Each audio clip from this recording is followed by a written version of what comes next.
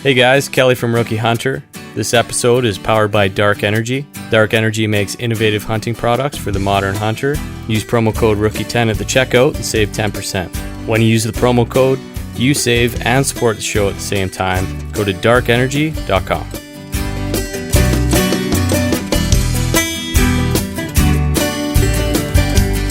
Hey, welcome back to episode 13. We've got a couple of back-to-back episodes, so hopefully you guys enjoyed the Wanda Fuca episode that we just released 2 days ago. Today is our special episode. We recorded this one last night. We had Jesse Zeman from the BC Wildlife Federation in with us last night.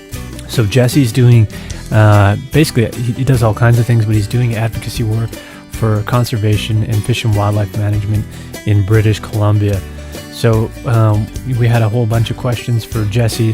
He definitely cleared up some issues that I might have been misinformed about. So I hope you guys enjoy this one. This is not just for rookie hunters. I think anybody who's involved in hunting and fishing is going to get something from this conversation.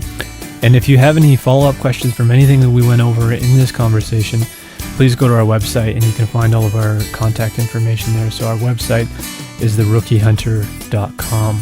Anyways, that's all I'm going to say. Make sure you go to darkenergy.com and check out their charges there. And like Kelly said, if you use our promo code, which is Rookie10 at checkout, you'll save 10% on your order. So they've got some great stuff there for anybody who's spending multiple days in the backcountry. And if you need to keep electronics charged from GPSs, cell phones, you name it, this thing is going to do the job, and it's gonna last. So we dig it. We wouldn't promote it otherwise. So check it out. Go to darkenergy.com and use Rookie10 at checkout to save some cash, and you support us by doing that too. For anybody who's enjoying our beer recommendations, we forgot to do this while we were recording yesterday. So our pairing for today is Postmark, and it's their Spruce tip. Fantastic beer. Go check that one out and see if you can find it. So that's enough from me. Sit back, relax, crack a cold beer, and enjoy this conversation with Jesse Zeman from the BC Wildlife Federation.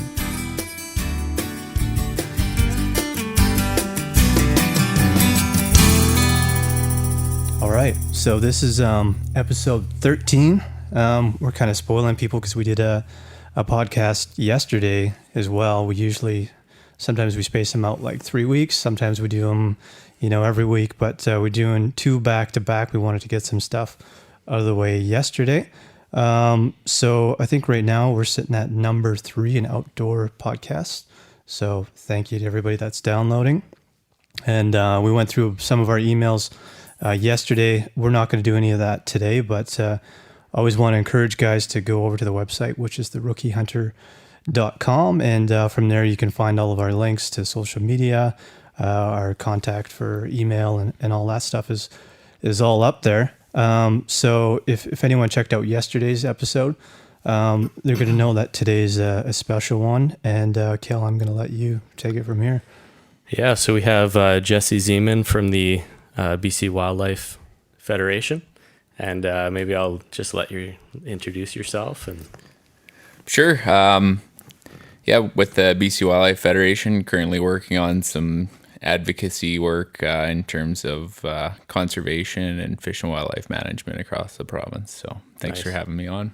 Yeah, thanks for coming. I think Mike and I were just kind of talking about, everybody, all our listeners anyway, know that we're rookie hunters, and we've been at it for a couple seasons. So we're still learning every day, and this is a good opportunity for us, and I think our listeners to get a little more in depth with the conservation side and what the issues are, and we're looking forward to it. Sure, sounds good. Yeah, we've actually been talking about getting you in for quite a while now, so it's kind of cool that we're finally doing it, because I'm sure people have been kind of waiting for this one. You probably didn't know that we were hoping to get you in, but it's something we've kind of had on the back burner for a while. So yeah, great to finally have you here, and maybe we'll have you back too at some point if guys come back with questions. And like Cal said, it's a great educational tool, and we've got Oscar playing the tambourine for us here too.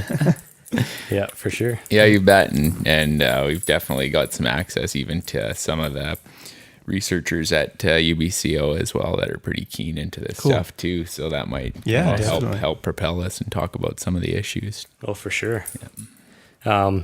I guess to start off, would you mind giving us a background on kind of how you got into hunting or? Sure. Yeah, you bet. So I started, going camping and fishing and hunting as a kid with my dad and with my grandpa. And that's pretty much the historical. If you look at how people are recruited into hunting, that's normally how it happens. You guys are kind of outliers. Yeah. Typically what we say is it takes a hunter to make a hunter. And most, if people are going to stick with it, usually they're under 18 and usually they're introduced by a family member. That's typically the way it happens, right? So, So that was, for me, that was normal. And so grew up, playing sports, but also hunting and fishing whenever we got a chance, camping and kind of touring around the province. And then in school, was going to school actually for business and doing an undergrad thesis, and did it on hunter recruitment and retention, and wrapped that up into a business problem. Cool. Nice. So at the time, it was a major issue. BC had seen a huge decline in hunter numbers, went from about probably 176,000 in 1981 down to about 85,000 by 2004. Wow. So we shed a ton of hunters, especially in the 80s. There's about a 4-year period where we turned over a number of hunters, and that might have been, kind of your generation's parents were the ones that turned over, that stopped hunting. Mm-hmm. So then their kids don't pick it up typically. Right. Do you think that's just like societal, cultural, like big grocery store chains all like... Did you guys find a reason behind that? Or? Yeah, there were some causal factors. Of course, the early 80s, you had a huge recession and inflation was through the roof. And at the same time, government was looking to increase or get as much rent as they possibly could. So they doubled the cost of license and tags in 1 year. So that shed a number of hunters. And then at the same time, we had in a few places declining wildlife populations and a shift in the regulatory regime as well. So, in a 4-year period, we turned over a number of hunters. The other thing that we did is core, which you guys took. Yep. Core used to be available publicly to anyone who was in school and everything. And I think it was sometime between 81 and 85. They went from being available everywhere to a private kind of approach. Interesting. So we went from 12,000 core graduates 1 year to 1,800 the following year. Wow. That's crazy. I had no idea. Yeah. And I don't think that is the problem anymore. It seems like we have the opposite effect happening these days. Yeah, we're getting back up to record numbers and people want to get into hunting. I think it's changed. Hunting's changed definitely from that time period to now. It's much more of a family activity. Female participation is increasing significantly. We're seeing a lot of kind of single moms and kids getting into it. Mm-hmm. And then also, kind of this food security, 100-mile diet, that sort of concept as well. So it's changed definitely, but it's good. A lot more people are getting into it and it's becoming more socially acceptable and to the point where it's almost, it's becoming popular again, I guess. Yeah, for sure. It's a lot of the guys that we've talked to, that we've had a number of rookie hunters in here, and really does come to the whole food issue. And I think people are starting to come around to, eating organic food and knowing where your food's coming from is all a really big part of it. And I think that was huge for me and Kelly when we got our first whitetail, was to go through that whole process. And when you actually comes down to eating it, you just have so much more respect. And, we've talked about not wasting a single piece of that animal. And it's just a totally different thing when you go to the grocery store and just pick something out, and you might not eat the whole thing, you'll just throw it out, but you would never do that with any wild game that you brought home. And even if my wife didn't finish something off, I'd be making sure I finished that off, because there's no way I'm throwing anything out. So yeah, there's a different sense of appreciation for your food, for sure. And the motivations are similar with a lot of people who are getting into it, definitely. And even with kids, you notice it, right? Because when kids are young, typically, they don't want to finish their dinner. But it seems like a lot of kids who get into hunting at a young age, that it's different. If it's something that they caught or they harvested or they shot, then, it's like, I'm going to finish this. Just because, they've got a big investment in this and they appreciate it, I guess, more. Right. Mike and I actually, we went up on the ATV a couple weeks ago and we saw a young mom and she had 2 kids, young kids, maybe like 5 or 6, and they had these little bows and they were doing some target practice out there. It's kind of cool to see.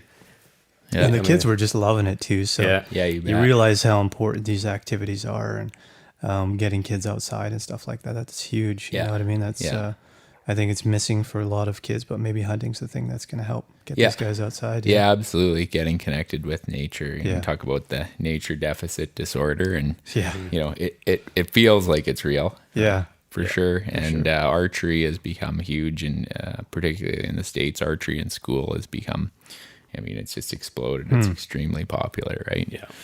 So. I never realized how fun it is, even if you're not a hunter, to just go out there and shoot for a couple hours. It's just a good way to spend your time. Yeah, and they have those 3D tournaments, so they're moving to more of a family kind of regime in that as well, so that everybody, mom and dad and the kids all shoot, and whether they hunt or not doesn't really matter. They all go out, and that's kind of the family experience, and that keeps them close and kind of the connection. So for sure, good. Yeah, definitely. Yeah.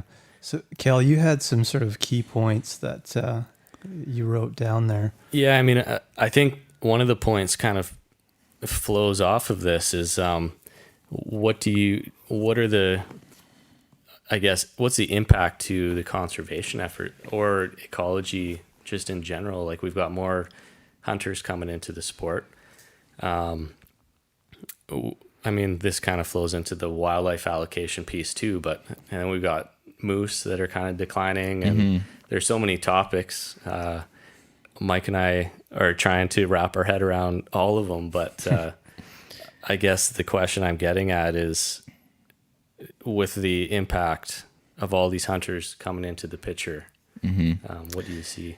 Yeah, BC is a bit of a microcosm in the sense that we have such a biodiverse province. We have so many species that you can hunt and fish.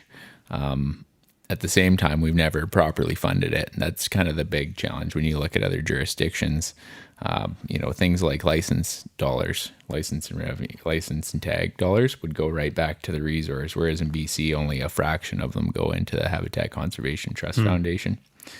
And in the States, so they'd have dedicated dollars. They also have an excise tax on bows and rifles and ammunition, which it's like $100,000 every 30 minutes down there. It's huge dollars. Wow. So, so we've got this province, that's kind of this area that you can't reproduce anywhere else in North America in terms of the different species we have and the abundance. And at the same time, we don't put any money at the resource. So that's the overarching issue. Other jurisdictions for moose would know that crash is coming well before it happens. Whereas in BC, we're always late to respond because we don't have dollars available to intensively survey and manage wildlife. So that's the big picture is, if you're going to really be serious about this resource and take care of it, you have to fund it properly. And we're not doing that in BC. And pretty much every other jurisdiction in North America is. So if only a fraction of that money is going into that, where's the rest being spent? It goes into general revenue, and then it comes back into the Fish and Wildlife branch. Okay. On the fisheries side, the Freshwater Fisheries Society of BC gets all of the licensed dollars, and they use that principally to stock lakes in BC. Right. On the wildlife side, we don't have that, and especially when you consider kind of this, the species that we have, like grizzly bears, mountain caribou, populations that are endangered. All the more reason why you'd want to invest hundreds of millions of dollars into this resource, whereas we're kind of running on a shoestring budget. So that's the big picture challenge. And then when we get down, lower into hunting seasons, a lot of them now, if you were to look back into the 80s or into the 70s, they were doing inventory much more frequently, so they could generate or create more hunting opportunity. Whereas now we have, 4-point mule deer season, 6-point bull elk seasons. So we move into these fail-safe regimes to make sure that hunting's not having a negative impact on the wildlife population, even if the wildlife population is declining. Right. So there have been instances over the years, certainly, where we could have been more conservative with hunting regulations, but on the flip side, where we could have generated more hunter opportunity, but we didn't have the data to be able to manage to that level of certainty. Right. Wow. So these are... Yeah, I could see how that could be the overall issue. Definitely. Without money, you can't really do anything, and that's where we're at. That's the challenge right now. And the fisheries they are getting the direct license dollars? Yeah, Freshwater Fisheries Society gets 100% of the license revenue now, and they do that. They have a few functions, but principally it's related to stocking lakes for sure. But on the wildlife side, we just don't have that mechanism yet. And that's something we need to advocate for and start really pushing for if we want to make sure we're taking care of the resource in the long run. Oh, for sure. Yeah. And it's getting more popular, and we all want our kids and their kids to continue to be able to do this. Yep. I imagine like just the anglers, if you're just an angler, you don't want to be ignoring these issues either, right? Because they're kind of at risk to potentially, I mean, they don't have an LEH for fish right now, but not right now. That's a possibility down the road. Yeah, so the province deals with the fish that don't migrate out to the ocean, whereas the federal government deals with stuff like salmon. And when we look at the Fraser River this year, like, it is not looking good. No Chinook coming, no coho, no sockeye. So chances are there probably will be very, very limited fishery opportunities in the Fraser this year. Other systems, some of them are doing well. Same with steelhead, which is managed by the province, but the Thompson steelhead, which is kind of one of the biggest, most well-known steelhead populations. It was there were over 3,000 fish in the 80s, and now it's down to, last year was a record low of about 450.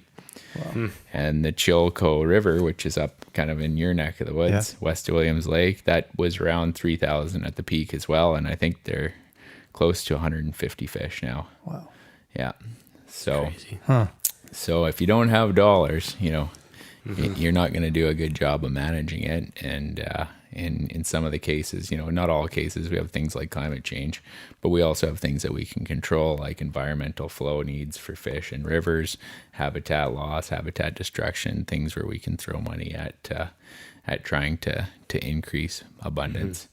And so we need to pay attention to that in BC for sure. Right. And talk about it. Yeah. This is huge. Getting the message out, especially to the non-hunting and fishing public. I mean, I think a lot of people in BC care about the fish in the Fraser River, and they don't necessarily know how things look for this year. Yeah, I didn't know. Yeah. Crazy. Yeah. So there might be a very limited First Nations harvest in the first part of this year, but for non-First Nations, chances are there won't be any fishing probably till August on the Fraser system this year. Wow. So. Crazy. Interesting. Yeah. You sort of briefly mentioned grizzly bears, so there's some changes coming. I know that's one thing we've seen in the news quite a bit this year is trophy hunting and all that. So I guess one of the things I don't know if they've brought it in or if it's something that's going to be brought in, is having to remove all of the edible portions of the animals. So where's that at? What do you know? I don't know much. I know as an organization, the BC Wildlife Federation has supported meat retention. Yeah. Personally, I've been interviewed numerous times on grizzly bear hunting. Oh, have you? Yeah. And every time I've told whoever I was being interviewed by that when we eat grizzly bear hunt, we eat grizzly bear. No different than black bear. Right. It's all the same. And it wasn't until this year that a reporter actually published the fact that we eat grizzly bear meat. Prior to that, it was never mentioned in the article, despite the fact that we made it. Very interesting. Yeah. So you would say there's no real difference between Obviously, it's dependent on diet between a black bear and a grizzly bear. Yeah, no, for our experience, grizzly bear pepperoni, hams, sausage. Same idea. Yeah, absolutely. Nice. Interesting. Yeah. Yeah, because even for Kelly and I, we were sort of unsure if, of course you can eat anything, but if it's something that you would want to go after. But I think we were connecting it to like the fish diet. So Yeah, and I don't have any experience with the coastal grizzly bears, but definitely interior bears, it's good. It is for sure. So Wow. and not across most of the province, not a conservation concern or a conservation issue. If anything, that's the most kind of, we keep ourselves on the sustainable side in terms of the harvest by hunters for sure. So nobody wants to go near one. At least I don't. But that's interesting to hear. I think Mike and I had that's good news for us, I think. yeah. But we were trying to get a black bear this year. We met briefly, and I kind of talked to you about that. But we were unsuccessful, but we were hoping to dabble in some bear meat. Yeah. And learn. we how to have. cook it Well, and I all should have that, brought so. some in. We have some. My brother-in-law got one. Nice. Yeah, Nice. got one this spring. His first bear. So Cool. yeah, we'll drop Yeah, some as off. always, we That'd be awesome. learned a lot this year, and always going to the the next season, you kind of go feeling a bit more prepared and have a good idea of where you want to go. So while we were out, Kelly was sharing some tips with me that came from you. So there's a lot of Jesse said this, Jesse said that. We were trying it all out, but the main thing we got out was a really good scouting opportunity and saw everything but a boar basically. So it was kind of good. Yeah, the first day we actually rolled up on a mama bear, and she was only a few paces away. And Mike shuts the quad off, and I jump out, and I'm just having a look, like, is there a cub? Is there a cub? And sure enough, there was. So nothing we could do. But then all of a sudden, that we're thinking, the This is quad's gonna be- off, and this thing has a cub, and it's only about 3 paces away. So all of a sudden, I don't feel very safe. So the excitement takes over, and And it's funny that was our first hunt too. So we thought, this is going to be easy. Yeah. Yeah, First time sure. out, Yeah. we see a black bear, within a half hour or something like that. So, but that's just the way it goes out Yeah, there. yeah, you bet. It's all. I mean, everybody learns your whole hunting career, and you pick up new things along the way, and Definitely. That's what's kind of neat about it. Is it's not one of those neat, you don't achieve mastery in hunting. You just learn as you go, right? So Yeah. So I have a few points, but I'm wondering if you have like top 3 issues that are kind of in BC right now, yeah, like your top 3. yep. I mean, the big one is this concept or issue of funding. Yeah. With any resource or any job or any business or anything you deal with in life, you need money to do a good job of managing it and of stewarding it. And we're just in BC, we're not there. In terms of cumulative effects and the way we're managing our natural resources, things like mining, logging, LNG, oil and gas development in the Northeast. I mean, we need to kind of start looking ahead 20, 30, 40, 50 years about what we want the province to look like, because I think the direction we're going right now is not how people envision BC in the next couple of decades. It's not the way we're going to leave it is not the way we want our kids to see it, I guess. So that's the big picture with wildlife and fish and biodiversity. If you take care of the habitat, then generally speaking, the rest takes care of itself. Right. And we're not taking care of the habitat. So those are kind of that's the common thread. I mean, take care of that and make sure that you have dollars for funding to manage the resource, to manage fish and wildlife, and then you're in pretty good shape. But it makes sense. That's the direction we need to get That's the ship key point. pointed. Yeah. Yeah. Yeah, for sure. Maybe we can touch on when Mike and I started hunting, that whole wildlife allocation debate really took off, because I think that was in 2014-ish. So is that still kind of a hot topic in terms of hunters kind of protecting their resident tags? Yeah, I think that's one of the underlying issues. There's the part about abundance, and how much do we have and how much do we want to see on the landscape. And then there's the part about how we share it. And, the allocation stuff really turned a lot of people in BC off, because, you have this resource, which in case of moose and elk in some places, mule deer in other places, is diminishing. And, you have this pie that's getting smaller and smaller and smaller. And you're also making smaller pieces, or a smaller proportion of the piece, for people who live in BC. And yeah, that's, people don't, we were talking about the campsite issue earlier, and, same concept, right? If people are paying for this and living in BC, the guy that works 5 or 6 days a week and wants to go out and spend time on the weekends, who now doesn't have access to those sorts of things, I mean, it kind of defeats the purpose, right?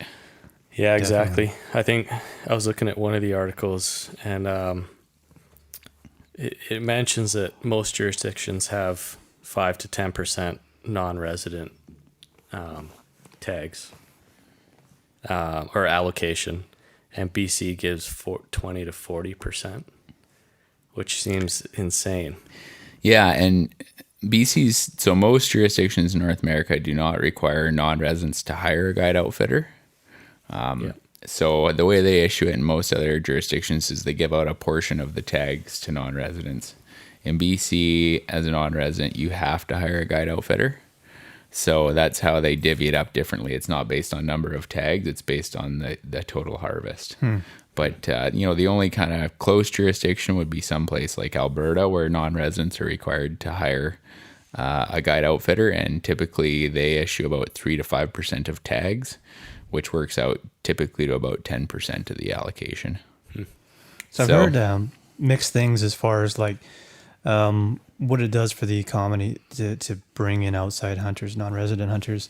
How do you see that? I've heard that, sometimes it doesn't really do much because these guys are in and out. They aren't spending much money here. On the other hand, sometimes they say it's put money into hotels and local economy and stuff like that. Yeah. Yeah, so the objective of the non-resident allocation is to generate wealth and jobs for people in BC, and certainly non-residents pay significantly more than residents. Yeah. When you go through the details, you'll find that there's a number of cases where guide outfitters are not selling the hunts that they have or the tags that they have, and they've never been able to sell those tags. So that leaves a bit of a problem there in terms of what it looks like on paper and what it looks like in reality. Right. The second part is there have been some recent changes to guide outfitting. One is that the assistant guides who take the hunters out are no longer required to be from Canada, so they can be from anywhere. So we have people, Commonwealth countries, those sorts of things coming in, and also the guide outfit itself can be owned by a corporation. It has to be run by someone from here, but it can be owned by a corporation. So if the people who own the outfit are not from here, then the rent or the profit leaves BC. And then if the assistant guides are not from here, then the jobs that are created as an outcome don't stay here either. So how common is that? It didn't happen as much before because the legislation didn't support it, but legislative change was made in the last couple of years, which has changed the landscape for the industry, and certainly it's been controversial within the guide outfitting industry for sure. Because historically it was a family-run kind of operation, mom and pop thing, and these legislative changes will switch that over to more of a corporate approach, and more of an approach where British Columbians don't see as much of the benefit from the non-resident allocation. So very interesting. If that makes sense. Yeah, no, it does. Yeah, for sure. No, it's just interesting. It's interesting stuff. It's cool to have you in here because there's lots of things that you read or you hear from other guys, and it's hard to find this information sometimes. So to have you to kind of break it all down is. Yeah, it's the allocation thing is it's definitely a sore spot, and there's better ways to do this for sure. And there were a number of outfitters who did not support what happened and supported the old policy all the way through. And continue to support the old policy. So, it wasn't unanimous, and these sorts of decisions are, inconsistent with what what we would consider the public interest, right? Mm-hmm. So it's challenging. Yeah, I bet. Uphill battles. Yeah, Definitely. I've got, we're kind of rifling through a bunch of topics, but another one that I noted that you were kind of involved in is, and this is kind of local to us, but the South Okanagan National Park. And that, I know that's a hot topic down in the Suius, Penticton area, Similkameen. Yeah. So I don't know if I'm going to totally explain this right, but I think they want to border off an area, make it a national park, make it a tourist destination, but that kind of has impacts on, you won't be able to hunt in there anymore. I don't know if BC Wildlife Federation would be involved in that park, but yeah, maybe I'll... Yeah, you've done your research, so that's a controversial one. National parks at a global scale, it depends on what the intent of them is. From my perspective, we have these parks. They're supposed to be set aside in an unimpaired state so that, present and future generations can go out and see them and be educated on wild places and use them, right? When we get down into the details with the way things are going in national parks, when you look at Banff and Jasper as the flagships, you look in them and you've got proposed expansion for ski hills. You've got, I think the most recent was the $65 million bike and hiking trail. You have proposed expansion of hotels and accommodations in these wilderness areas. Along with that, when we look at Banff, mountain caribou, I know you guys have talked about that. That's a hot spot. There are now no caribou left in Banff. Wow. The herds in Jasper are all in decline, and the area where that proposed expansion of the ski hill, Marmot Basin ski hill, was actually on caribou winter range for a herd. I think that was down to 38 animals. Wow. So the big picture on national parks is, what's the model? What's the objective of a national park? Is it to preserve biodiversity so that people can see it as our population grows, or is it to create tourist opportunities and bring money in? And that's really where the controversy is. Right. Hunting, obviously, the two spots that are proposed in South Okanagan, it's a national park reserve, so First Nations would be allowed to hunt and fish. Chances are non-First Nations would not be allowed to hunt for sure, and then fishing, it depends on the lake and the circumstance. But that's the big issue at heart is, why do we have these national parks? That's the question. Are we going to have them so that we can bring in tourists and have it so that local people don't have any control over the area and don't use the area? Or are we setting them up so that they're maintained how they're supposed to look without hotels, trails, ski hills, highways, wildlife fences, and on and on and on it goes. Yeah, just turning it into a theme park almost. That's and this commercialization and privatization. You're seeing public partnerships in parks where you're paying a third party to run things, and it's really drifted away from what I see as the original intent.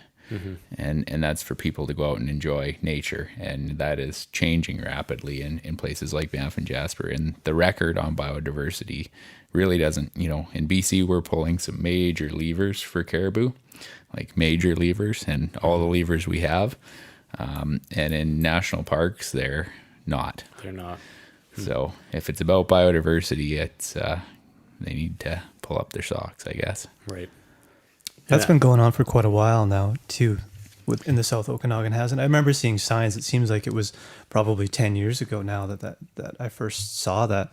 So it's just been an ongoing battle that hasn't really led anywhere. It was identified in the LRMP, Land Resource Management Plan, to turn that area into a park.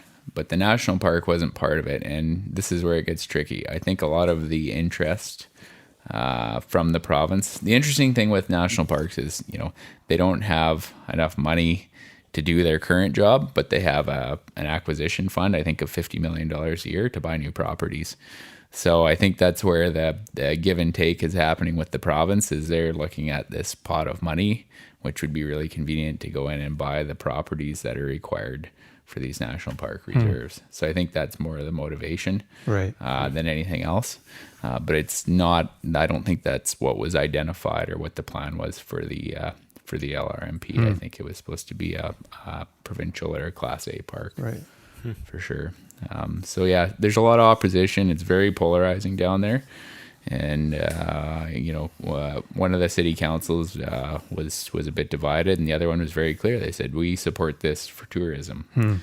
So this is not, it's not about wildlife. It's not about biodiversity. This is about tourism. And if that's the case, if that's why people want it, then sure. I mean, that's a tough one to argue. But if our objective is to kind of take control of this area and make it look how it's supposed to look, then that's a different conversation. It's an interesting topic, especially for maybe people that aren't anglers or hunters, because the idea at first light seems good, right? National park. I know national parks, and I've been to some, and it's beautiful, and you think protection and all this kind of stuff. So I think it's easy to gain the followers, right? So most people will support land protection or conservation for sure. And they're the same. And there are a lot of national parks that you go to nowadays they're great, but I think that's more that they don't have high use and they don't have the pressures to develop like these other flagship parks do. But I mean, you would expect in a place like the Okanagan, where we already have a lot of people, that these pressures to develop inside of the park will occur. And if Parks Canada, same thing, they always suffer from funding shortfalls. So they try to make it up in different ways inside of the park. And that's the big fear is, are we going to take these last 38 caribou and are we going to expand a ski hill on critical winter range? Right. Are you willing to make that sacrifice in a national park? And from my perspective, that's not why we have them. Yeah. And I wasn't going to go into the wolf call thing, because I don't know if you've listened to any of our previous podcasts or not, but we kind of beat that topic to death, and we're still trying to find our way through it. But we got some feedback on that. We've got some feedback, and some people agree with it. We kind of have different stances anyways, so it's good, I think. But I guess when you say major levers, is that what you're referring to?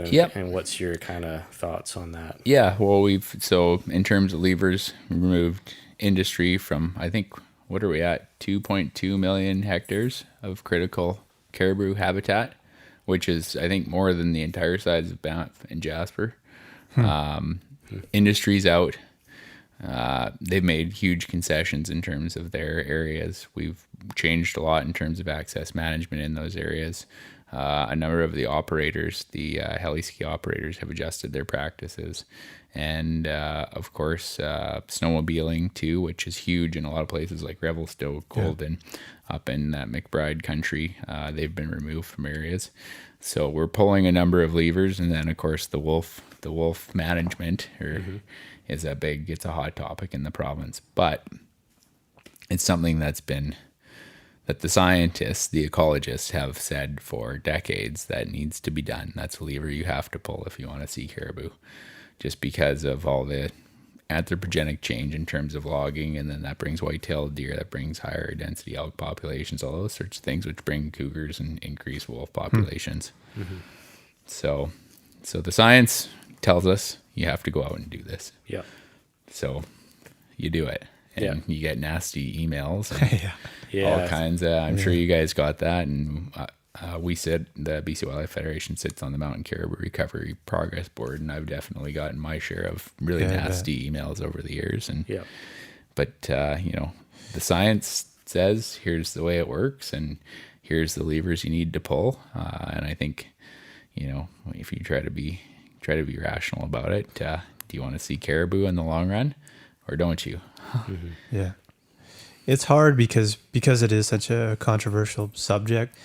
You get so much conflicting information. So that was the hardest part for Kelly and I was, trying to read as much as we could to get a handle on it. But really, you read one article that says one thing that, science supports this approach, and then you get another one that says the complete opposite. So they it's all like, have their own interest. yeah, exactly. Yeah. So Yeah. you never know where it's coming from and why they're coming from that angle. So Yeah. it's really hard to. It is, and the media takes two approaches. The media takes the approach of what's in the public interest, but they also take what's the public interested in. Yeah, Yeah, they like exactly. the drama because it creates And the conflict. views. Yeah, exactly. Right? So, we talk about things like grizzly bears and habitat fragmentation. Over the long run, we know that if we have a place like the Okanagan Valley and we have fences up both sides of it, we will not have enough contiguous habitat to have grizzly bear populations on both sides of the lake. Mm-hmm. So that's the conversation we should be having in BC is how do we make sure? But the conversation we're having now is about 300 grizzly bears that we killed last year. Right. So Yeah, it's like a scale thing. yeah, and if you want to be serious about caribou recovery, the people who are being interviewed in the media, and it was great that we had a few articles last year where they actually interviewed some of the academics, because historically they hadn't been asking them. They've been asking them, people from other organizations who are, quite frankly, making money off of what we call charismatic megafauna. Mm-hmm. Some of these organizations make money off of grizzly bear hunting and wolf hunting. That's where their dollars come from. Mm-hmm. So anytime there's a change in a wolf hunting season or a grizzly bear hunting season, they're the first one to run to the media and say, oh my goodness, all the grizzly bears are going to disappear. Oh my goodness, all the wolves are going to disappear. And when you talk to the academics and the ecologists who are on the ground, who are doing the work, they have to make tough decisions as well, but theirs are informed by data. Right. Yeah. And that's what matters. Yeah. Yeah, exactly. Yeah, it's definitely a tough one. And one of the things that we've brought up is that we don't really, or we haven't come across it anyways, but just the impact of wolves here, we don't really see it. You know what I mean? Yeah, we don't have a lot of wolves. Yeah. So, for guys who are in those areas that do see it, I'm sure they come at it from a totally different angle. Oh, absolutely. And when you look at, so this kind of concept of the human shield or homestead or wildlife as a function of predators and of wolves, we know that we have issues with wildlife. Wildlife's ending up in cities now because they're trying to avoid predation, and this is happening all over North America. In the coonies, so then you have elk that are living on farmers' fields 12 months of the year. Well, farmers don't want elk on their fields 12 months a year. So what's the option for them? You high fence it. You put an 8-foot high fence all the way around the property. And so this comes into the same issue we were just talking about. Now you have the Kootenai Valley, which has fences all through it. Now you've eliminated migration across the valley. So you can really easily fragment these grizzly bear populations in the long run. And that's tied to the predation issue as well. Right. It's So- all linked. It is. Yeah. And It is. I think that's what makes it so hard. Yeah. And when you put people on the landscape, and we even know with linear features with things like roads, ski trails, snowmobile trails, cut lines, hydro transmission lines, that we facilitate predator movement as well. We know that happens. Well, yeah, they can just rip down the gas line, right? And they use it, right? Just like people. That's why when you go on your quad, you go down the road because it's the most efficient. Yeah. Yeah, The exactly. most efficient path. So we know that happens with predators as well. So then the question becomes, what do you do about it? Right. And that's where the predator management side of things kind of comes in. And you say, you look at it and you go, this is an unnatural situation. So how do you manage it? And the public doesn't always typically like to manage it. But in the case of caribou, the caribou recovery north of Revelstoke, we went from about 1,600 moose, and it's probably between 300 and 400 now. We managed those moose down. Hunters did, and hunters were not happy about that, but we managed those down to try to reduce the wolf population, Right. to reduce predation on caribou. It's fascinating, So- man. It's just like a big circle. You can Yeah. just keep going around and around. And that part, publicly, you don't hear anything in the No. media about reducing a moose population by 75%. If we did that with wolves, that would be the front page of the newspaper, right? So there's definitely an attraction with these charismatic megafauna. But I think if you let science kind of inform your decisions, you'll land in a safe spot. For sure. Yeah, I don't know if you've hunted wolves, but I think one of the points we finally ended up with was they're hard to find and elusive. So, and I don't think most people are taking the opportunity to hunt them. So what other lever do you have, right? Yeah. So the literature on wolves, you can't manage them through hunting season. If you want to see a response in ungulate populations by managing wolves, you have to harvest about 70% of wolves at a minimum every year. Yeah. Because they're productive, right? They're extremely productive. Yep. And so the only way to do that, it doesn't really leave you many choices, the helicopter thing. And historically, they used to poison wolves as well. And I think they have been doing that in Alberta, and there's different kinds. There's some poisons that are canine specific and then some that are not. But to manage wolves properly, where you're not kind of out doing things ad hoc, you have to have a plan. And hunting is not going to do that. And even in most cases, trapping is not going to do it either, because they have wolves. I mean, that can be colored in the East Kootenays that will travel East Kootenays down into Idaho and Montana State and be back within a matter of weeks. That's crazy. Yeah, that's nuts. I was watching a video on YouTube. I think Randy Newberg, hunter down the States in Montana there, and it was an episode of them hunting wolves.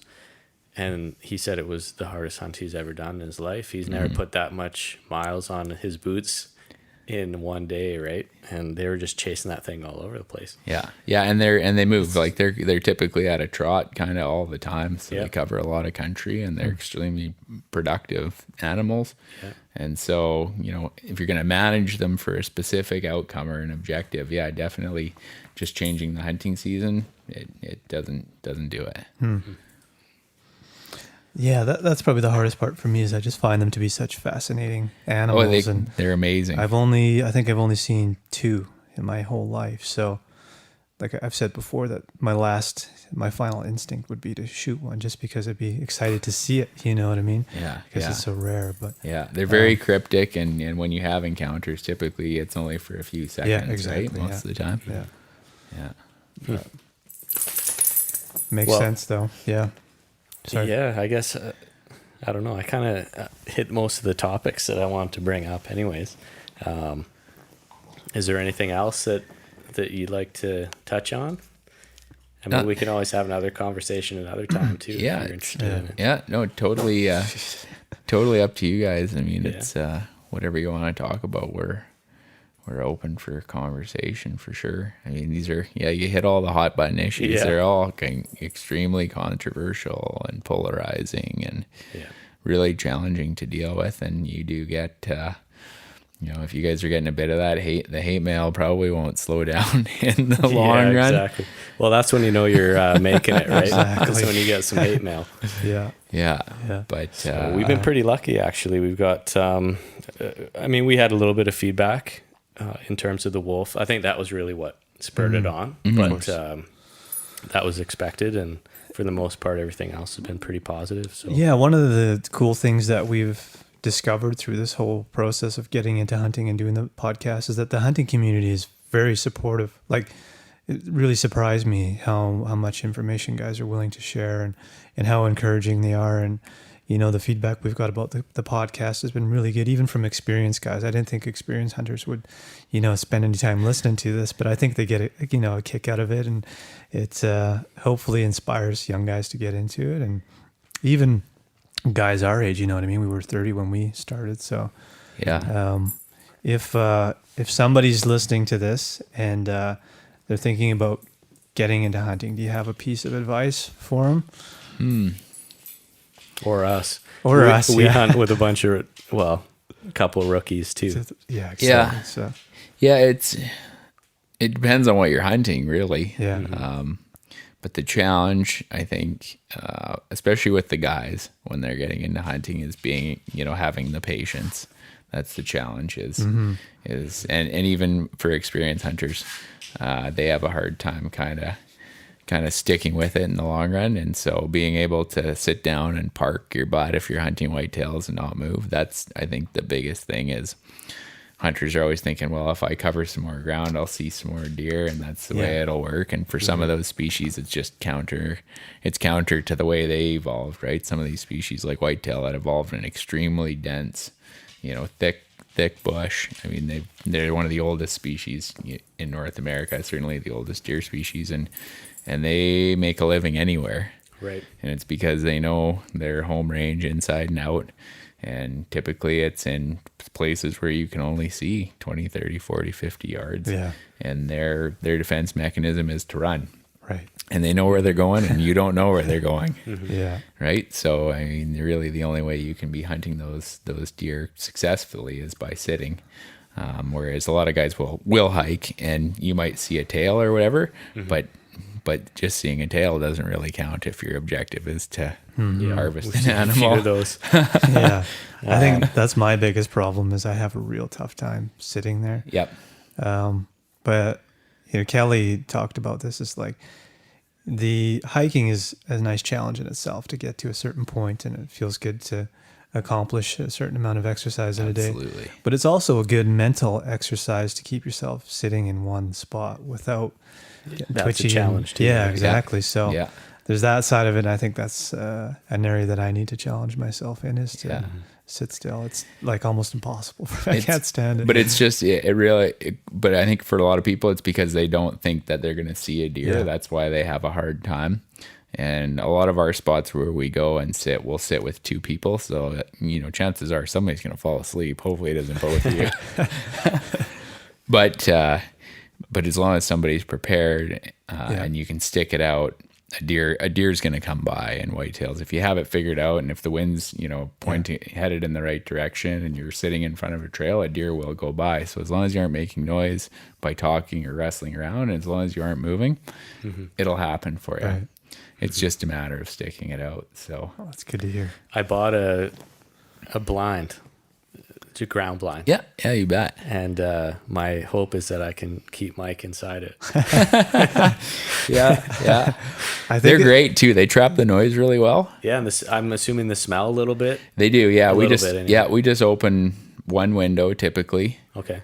So that they can't see you moving either. Then Right. they don't pick up. But we'll take like our little Whisper Light stove and have lunch or breakfast or whatever. Yeah. It's comfortable, and take a book and read. Yeah.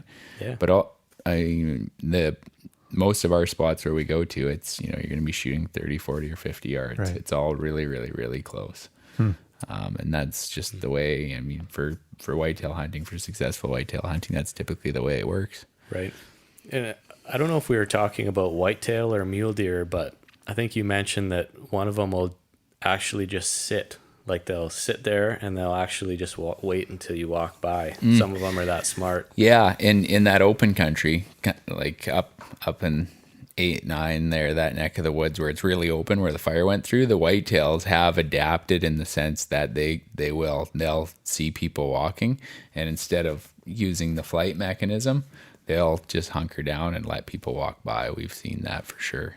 I mean, they are an extremely cryptic species. They're adaptive. They can kind of make a home anywhere, and they can do a really good job of it. So we've had certain experiences where you're looking at a field and there's just small shrubs out there, and it turned out there was like 3 whitetails. So you could easily walk by and not see them. But Absolutely. it's amazing. Like, how is there 3 whitetail out there? They were just does, but Even when you know they're there, you can't hardly see them. and then they'll sort of travel in behind these bushes and disappear again. But it's pretty amazing. Yeah. They're in that open country. It's a little bit out of their norm, but they've definitely adapted to it in a big way. I mean, they've figured out how to let hunters walk by. That's absolutely. Nice. Whereas mule deer, it's a totally evolved differently, and different hunting strategies and stuff for sure. So Sweet. But for new hunters, that's it. And then what else is on new hunters? It's just in the moment, trying to be composed is the biggest challenge. Guys, I find, are much different than girls. Girls are really concerned about making the right shot, so they tend to hesitate a lot, whereas guys are just interested in getting a shot off. We've been there, Yeah, we've got one experience there. And And that's our buddy Corey, who we've had on the show, I know he's had a couple stories too. So yeah. you got to get past those. Yeah, and that's where if you're in a spot, like especially for whitetail or mule deer, with mule deer, if you can set it up in an area where it's a spot and stalk, or with whitetail where you're sitting there waiting for them, then you have a chance to get over that initial kind of rush and then get composed again.